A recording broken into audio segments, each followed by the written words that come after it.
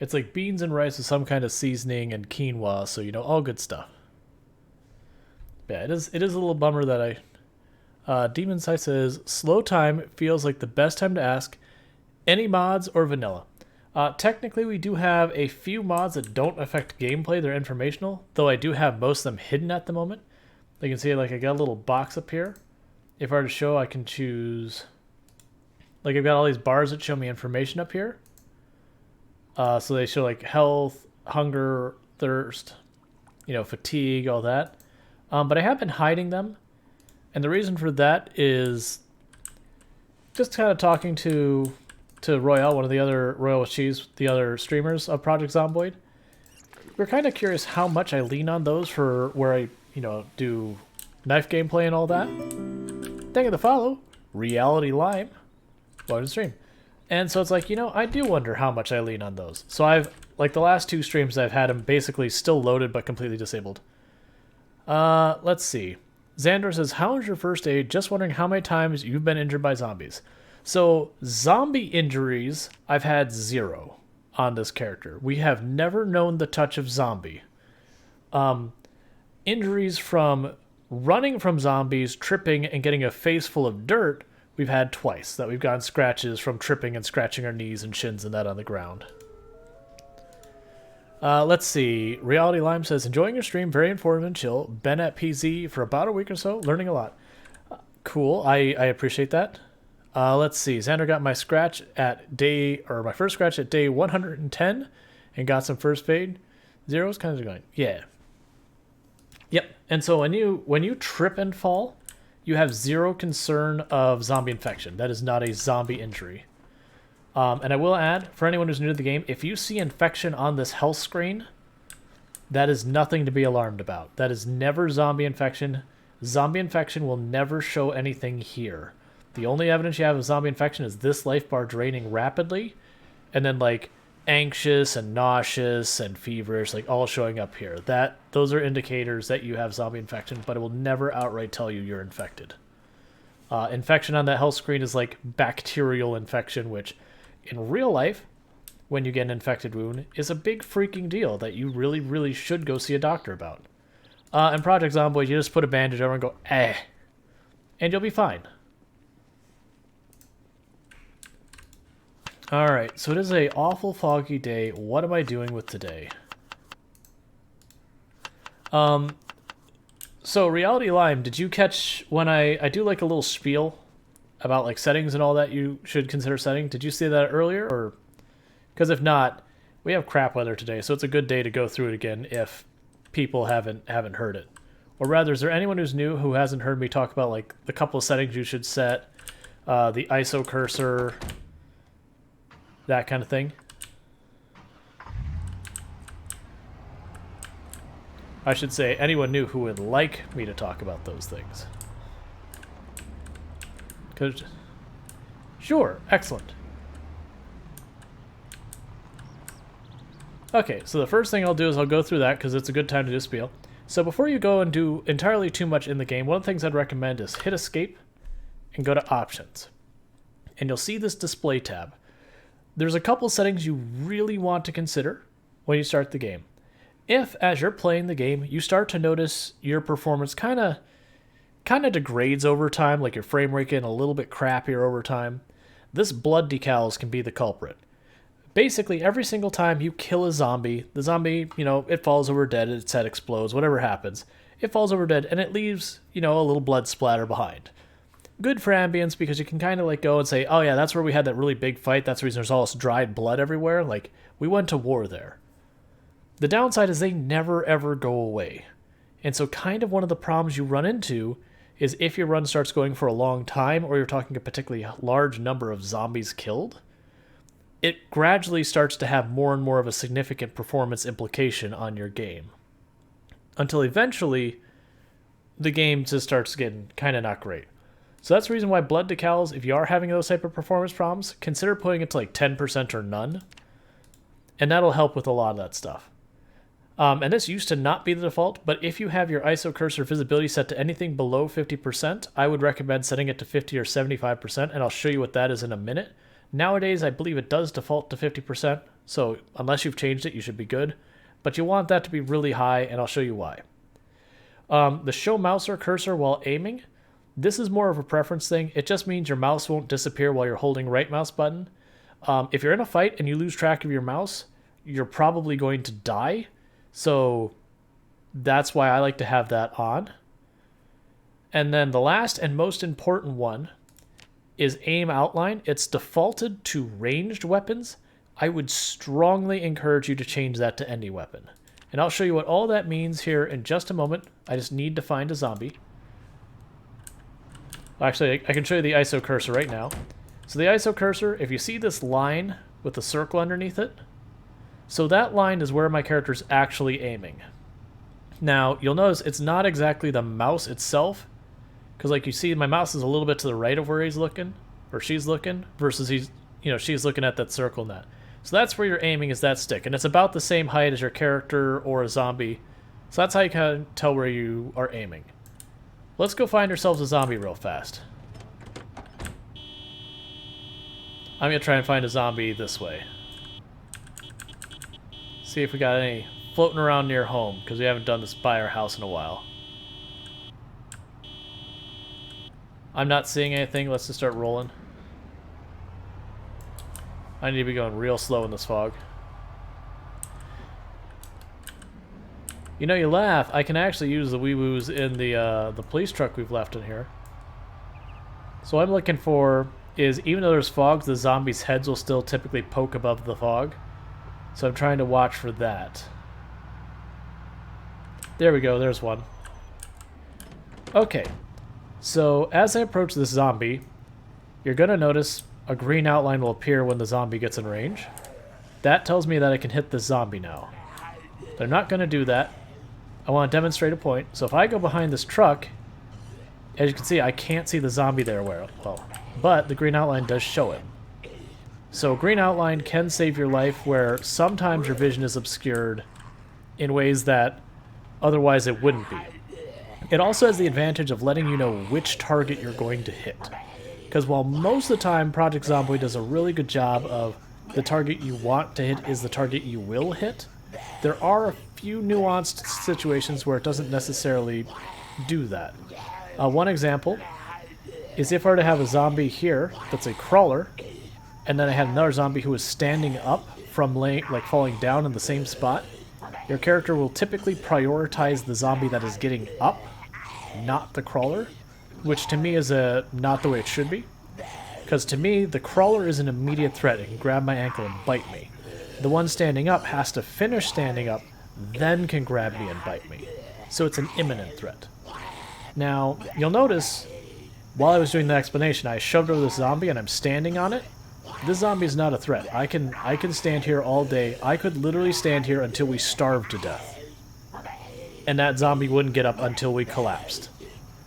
So, pushing over a zombie and standing on them is a viable way of taking them out of combat. The one caveat I will get you is if that zombie is crawling across the ground in their stomach, do not stand on them. They will bite your ankles. But this is also very useful for when you're fighting groups of zombies, because as you can imagine, I knocked this zombie over. Any other zombie standing on this zombie has the exact same effect, where this zombie cannot get up until there's a big enough gap in the line of zombies that they can get up. And I'm going to kill him because he's loud and annoying. But that's just one of the many reasons you want to, as much as possible, get the zombies to line up as if they're queuing to get your autograph. You do not want them to be perpendicular, and the reason for that is I'll hit the one in the middle, and then its friends will just walk right in by and grab me. But you can imagine if I push over this zombie, and I've got a Congo line of zombies, 10 zombies long, that zombie falls over, and then all 10 zombies will Congo line over the top of that zombie, and it won't be able to get up till it's on the very end of the line. So it helps keep you from actually fighting tons and tons of zombies at the same time. You're kind of effectively fighting 2-3 zombies here, 2-3 zombies there kind of thing until you get through the whole line. You know what? I'm not going to bother with that. We're going to cut down trees. So another thing that I actually give you a recommendation is if you watch my gameplay, you will notice I almost never run. I only run to avoid being intercepted by zombies, But even when I'm being chased by dozens and dozens of zombies, you walk faster than the zombies can go at full speed unless you turn on sprinters. That's just the way the game is. So, you have no need to run, barring those few exceptions. And it is one thing that a lot of new players will do, is they'll treat the game like Left 4 Dead or State of Decay, where they're running around everywhere and are just perpetually running out of energy. So you don't need to do it. It's extremely rare you need to run anywhere. Like, you'll even see that when I go and I accidentally like set off a house alarm or something where the zombies are going to close in my position. Even then, I don't often run. Once in a while I will, but most of the time I won't. And it still boils down to there's no need. Like, take the time, walk slowly, just you set off the alarm, and you just walk away. Does running help train fitness? I mean... Tree. It's probably just the wind. The trees... That, it just kind of freaked me out that we got close to the tree, and then it shook immediately. Yeah, so you can get around faster. But that's kind of thing. Like, this game, in a lot of ways, actively punishes impatience. Like, let's say this building had something I cared about looting in it. The safe way of dealing with that, once I finish cutting down this tree. So the safe way of dealing with this building is, say this building has loot I potentially wanted or think it might have it. The first thing I want to do is kill all the zombies around the outside of the building. Making sure I have, like, the whole area around the building cleared. This is assuming I can. Like, obviously, if you're in a bad situation, you don't have weapons, whatever. Those are times that happen and they're rough. But I will clear out all the zombies around the outside of the building before I mess with the building in any way. Then usually the next thing I'll do, once we finish cutting down this tree, is I will go up to the door, which there is no door in this one. I'll go up to the door, I'll hold right mouse button, and I'll shove the door a couple of times. And what that does, you're effectively like banging on the door and making a big racket. And so what'll end up happening is any zombies inside that place will get riled up and they'll go, alright, well, we're going to start smashing on the door. And that can be really helpful, because imagine inside this place, there's 10, 15 zombies just all jumbled in there. And so if you don't do that and you just swing open that door, and suddenly you have 15 zombies on top of you and you're dead. You know, or if you're really lucky, you manage to quickly back off and run away. But if you bang on that door and suddenly the door starts banging back even harder, you're like, alright, that's a you bathroom. I'll go this way and just let you figure your stuff out and I'll come back later. There's no need to rush in there. And then if you shove the door a bunch of times and nothing happens, cool. Then you probably have a clear bathroom they can go into. You still want to approach with caution, but the idea is the more noise you're making, the less you have to worry about zombies sneaking up on you. And those are the zombies that do tend to kill you are the ones that sneak up behind you. Yeah, and you'll also notice this is one of the reasons you don't want to wear too much clothes. You see this sunstruck here? This actually becomes a real big problem. Because if I was to start swinging this axe at, like, to fight, it'll be really bad. Yeah. Blackamus Prime says, nah, you gotta Leroy Jenkins that shit. Yeah, no, that's you'll watch people who they'll either get impatient, and I've done this too. Like, this isn't something like me talking down on people kind of thing. I have 100% been the person who's just, I want to get one thing done. Everything keeps getting in the way. I'm getting frustrated kind of thing. And I will just 100% be like, this is not the thing. And usually you'll even hear me as we're doing it going, I shouldn't be doing this. This isn't the way I should approach this, that kind of thing. As I'm just completely, oh, I forgot to grab the saw. As I'm completely just going for it kind of thing. Because I'm just like letting frustration get the better of me. And usually it's when I'm really like the worst part I've had. So we had way earlier on. So this is where my base is. And you know this map is absolutely huge once you've played it. You'll learn that. And my car was here and surrounded by zombies. And, you know, we were getting all off balance. We were getting tired. We're having all that issues. And just my choices were one is I clear that van or I walk the entire way back on foot. And this is a safe walk at that point because there's next to no zombies left. But I just kept fighting and fighting and fighting because I was just frustrated. It worked out, but it was not smart plays. Oh, and the reason I'm being... So, yeah, so it's 52 degrees outside. Thank you so much for the follow, Golich. Welcome to the stream. So the reason I'm overheating, and this is the reason it's dangerous to wear this many layers, is if we actually look at my character right now, sure, it's 52 degrees outside. Thank you for the follow, Blackimus Prime 5. Welcome to the stream. And you'd think, alright, it's 52 degrees, how are you getting hot and sweaty and gross? Well, I'm wearing an army coat, a denim shirt, a hoodie, jeans, a long sleeve shirt, long socks, military boot, a military bulletproof vest, underwear, which doesn't really matter, a baseball shirt, a tank top, a friendship bracelet, because, you know, you just have to, leather gloves, a military helmet, and a scarf, and a strap full of bullets. So I'm wearing like 6 layers on the top. So, you know, it's a little much. And I really should be ditching those layers, but they do offer me a lot of protection, so I've been hesitant to do so. But yeah. When was the last time we took off our underwear or changed our underwear? What's this changing underwear in this game? It doesn't serve a functional purpose, and it's kind of upsetting. But, you know, it is what it is. And I do see that stretch and the hydrate. If you'll bear with me for a moment, I need to... Do I still have nails on us? I do not.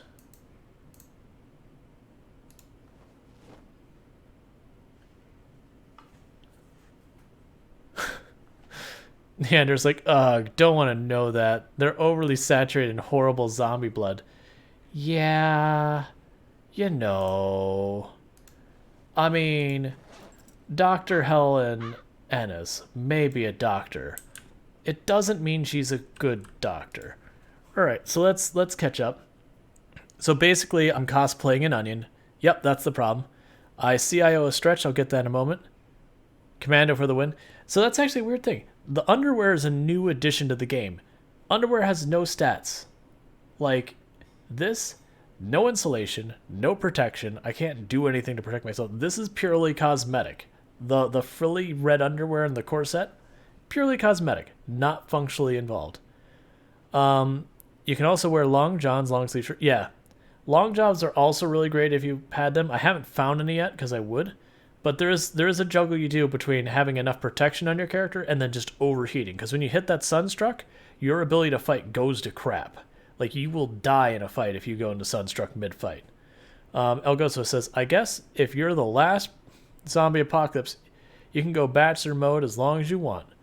I mean, yeah, I actually want them to make hygiene matter more in the game. Not like you have to like constantly keep on top of it. But, like, right now, having yourself, like, saturated at maximum levels of dirt and blood really doesn't do anything negative about you. The one consequence is if you take an injury, you have a higher rate of getting regular infection. Not zombie infection, like regular, plain old infection. And the only consequence that really has is you heal just a little bit slower. Nerida says, sounds terrible. Let's see. Okay, so at this point, it would probably feel awesome since you could put on some clean undies. Oh, yeah. Like, after being this disgusting, putting on some clean clothes, you'd be like, oh, my God. Let's see. Playing catch-up. Today, cosmetic underwear. Tomorrow, cosmetic underwear transactions. Gross. Underwear has no stats. What I come into. I mean, it is what it is. Is she at least the medical kind?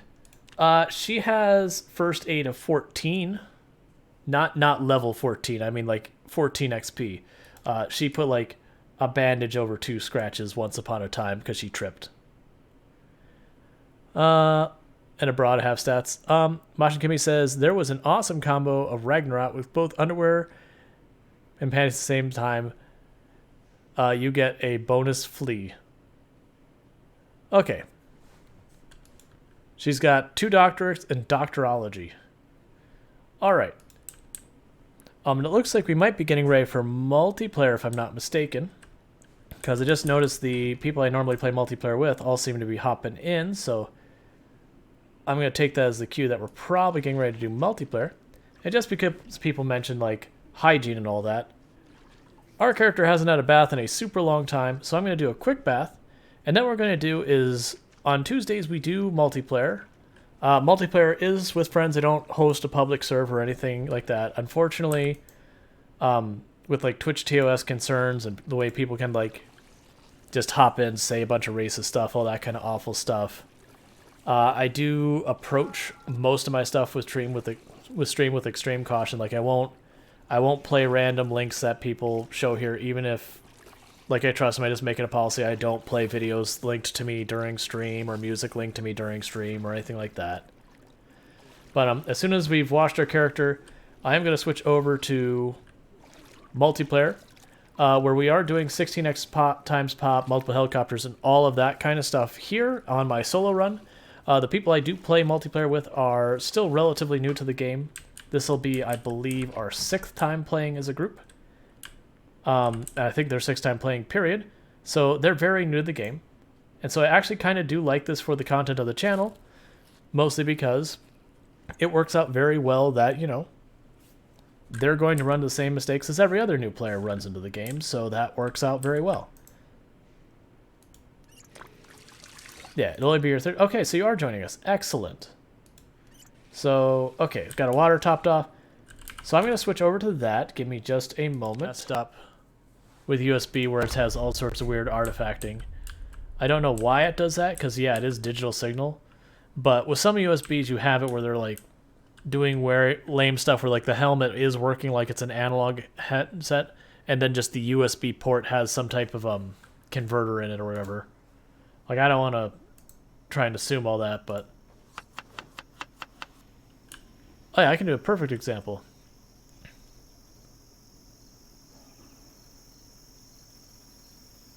Yeah, or the contacts are dirty. There's lots of stuff that could be it.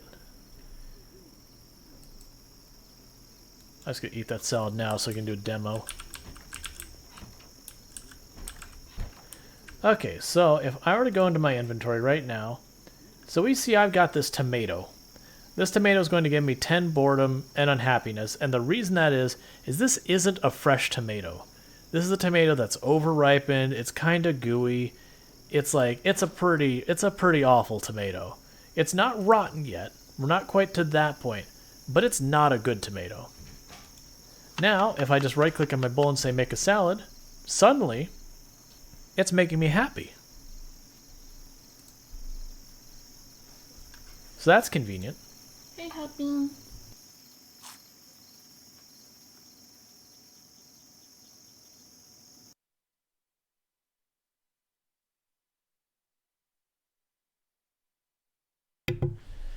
Okay. Yep, and that's the same with like canned soup and all that. Like anytime you're cooking. Yep. Oh yeah, and that's 21 broken katanas there. Yep. Wifey was getting ready to head to bed, so she was wishing me a good night and all that. And I just realized she washed my hands, so my arm's all wet from where, you know, her hands are all wet. But that's all fine.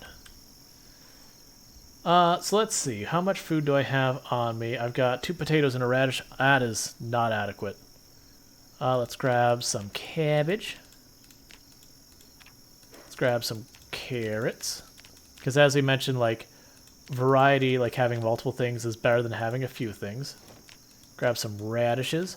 Strawberries are fruit, so they can't go in the same salad as a vegetable, because that's the way it works. Oh, that's a second stretch I owe. I'm sorry. Dinner time also got a stretch. My bad. Give me a second and I will get both those stretches that I owe. Signs of it. All you have to do is, like, if something's sore, hurting, and otherwise, and you don't have a really good explanation for it, like, oh, I lifted a bunch today, be mindful of that kind of stuff. Your body's actually pretty good about being, you know, giving you cues saying, hey, like, you're hurting yourself. You know, stop it. So your body's pretty good about that. Pain is not a normal thing for your body to, you know, do to you. If something hurts, you probably need to make adjustments. If you are worried about stuff like carpal tunnel syndrome, I will say the worst thing out of all, like your keyboard, your mice, is your scroll wheel on your mouse. The scroll wheel, if you use that heavily, you're going to be in a hurt locker.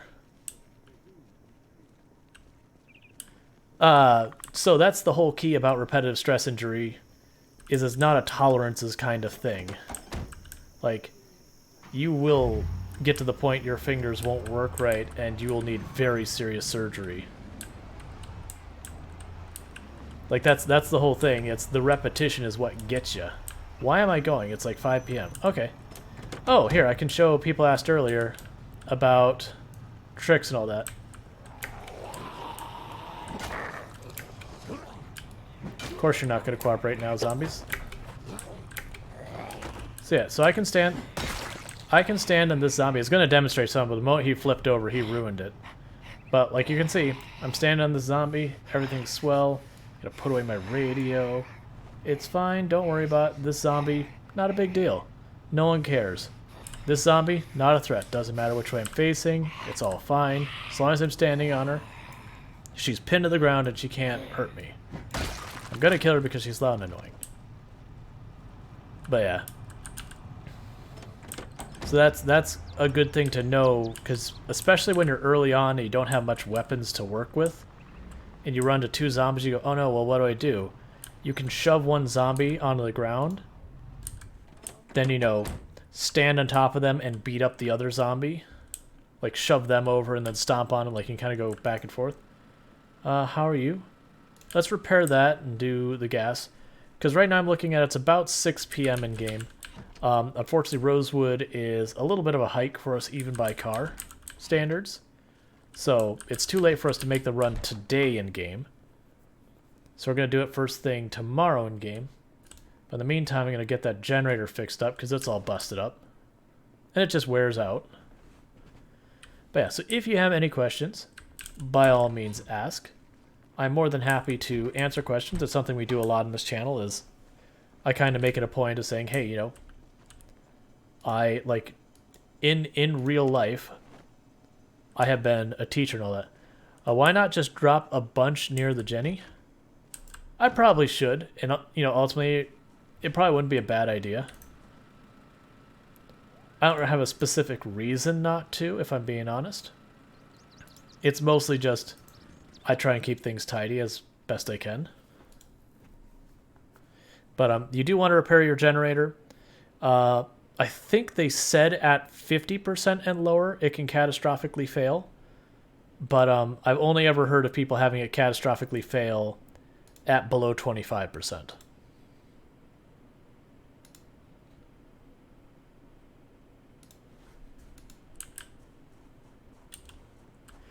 Yeah, I probably should.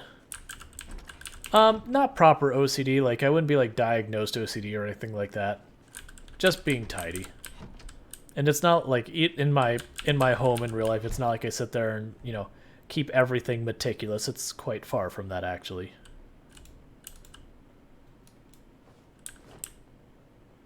I would say it's just organized. Like, I mean, you can see I've got some stuff laying on the ground and all that. But you're not wrong, I probably should, like, build some type of storage or a cabinet or something and just leave it there. But I'm also very stubborn and lazy. Like, I could make my situation easier, but I won't. Because, oh, I forgot to turn it on. Because I'm too lazy to make it easier, so we'll just do more work rather than the work to make it less work. Even though literally it'd be just dropping on the ground and I'm doing more work to make it more work. Because I'm stubborn. But I do not have an actual, like, logical and informed and meaningful reason to not do that.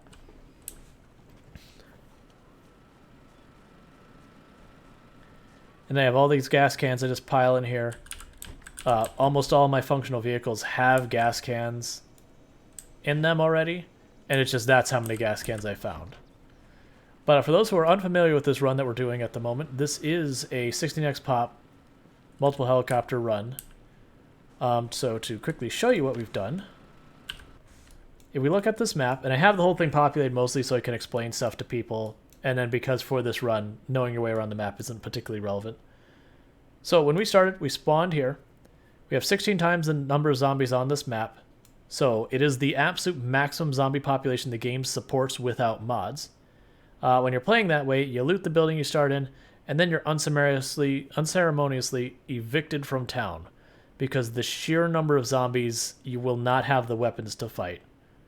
So we got pushed out. We went down to this. There's like a little ice cream parlor, a food stand, some houses, some more houses and all that. So we went down. We looted that, tried to fight our way back in, needed more food, so we looted these. Eventually managed to successfully fight our way back in. And you notice, these circles are the houses I've looted. I never looted any of the houses back here, or these other houses, or those houses we haven't even been to. But we did loot the bookstore and all this, and like these different symbols mean whether I took apart the furniture, wood furniture, metal furniture, all that kind of stuff. And all that good stuff. So, like, we have looted almost nothing. By the time we got here, we were at 8,000 or 9,000 zombies killed. We eventually took our base. From here, we went up to there. We got the country club fully cleared. Then we cleared the warehouse area. And then we cleared Riverside. And you can see where I left a spare car here, where if I ever got into trouble, I have a backup car. And now we are working our way down to Rosewood, which is actually the town you just saw us fighting in, or playing in multiplayer. Like, this is our main base in Rosewood, is there. And so you can see I made about that far clearing the zombies. When I say it takes time to get places in this mode, I mean it takes time, because you get to the front line, you're like, alright, well I'm just going to have to kill like 6 hordes to get in our screen. And that's kind of the way it goes. I'm going to fish more, because I just need to kill time.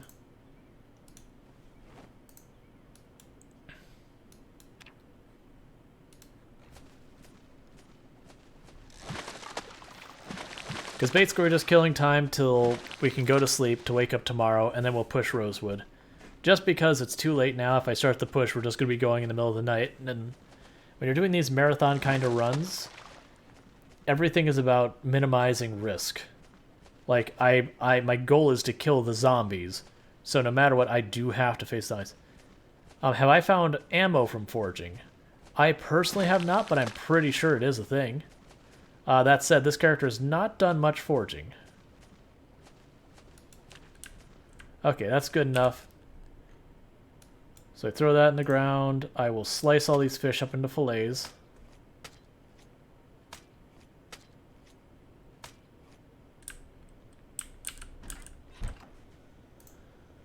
I'll enjoy my veggie salad.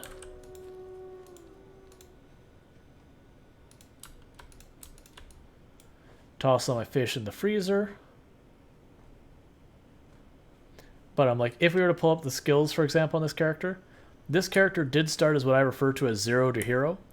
And what that ultimately means is I went unfit, weak, and obese, as well as slow healing as my starting traits. It is not a build I recommend. It is a bad build. So just getting that out of the way before people are like, why would you take this instead of that? It is not a good build. It is by design not a good build. So that's just kind of the way it is. But when I start my character, this whole thing is empty. We don't have a point in fitness, we don't have a point in strength, we don't have any combat skills, we have nothing.